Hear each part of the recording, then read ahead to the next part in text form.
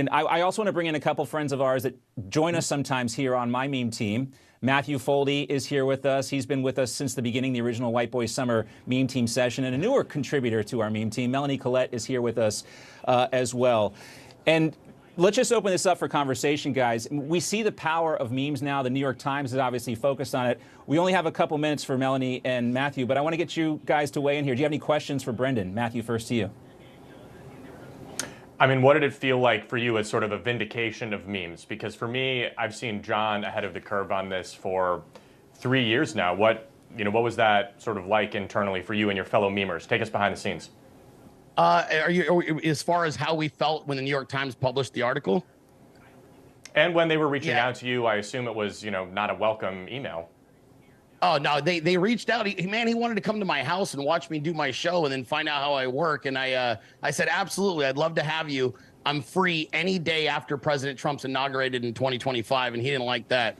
The team thought it was funny. I think it meant more for us to get validated the first time that he started sharing our content on his Truth Social. And to this day, that means a lot more. I don't hold the New York Times in very high regard, and neither does anybody on my team.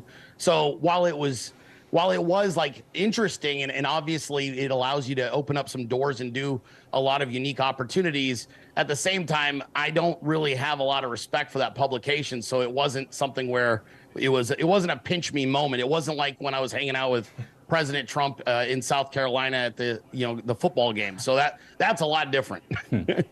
Yeah. All right, Melanie, we got about a minute left. I'll open it up here for you. Certainly.